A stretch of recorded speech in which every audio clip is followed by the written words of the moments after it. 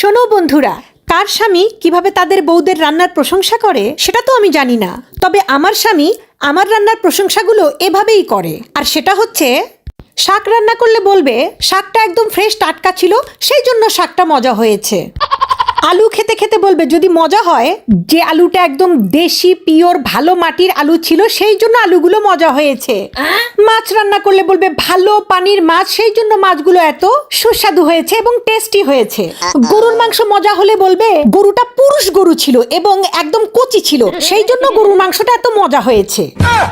আর সে যেগুলো স্পেশালি নিজে বাজার করে নিয়ে আসবে সেগুলো মজা হলে বলবে সে নিজে বাজারে গিয়ে স্পেশালি বেছে বেছে দেখে শুনে নিয়ে এসেছে, দেখেই মজা হয়েছে। আর যদি ফ্রিজে রাখা কোনো পুরাতন অনেক দিন থাকা মাছ বা মাংস যদি আমি রান্না করি আর সেটা যদি মজা হয়, তাহলে আমার হাজবেন্ড বলবে আমরা যে মশলাগুলো ব্যবহার করি সেগুলো ভালো কোম্পানির।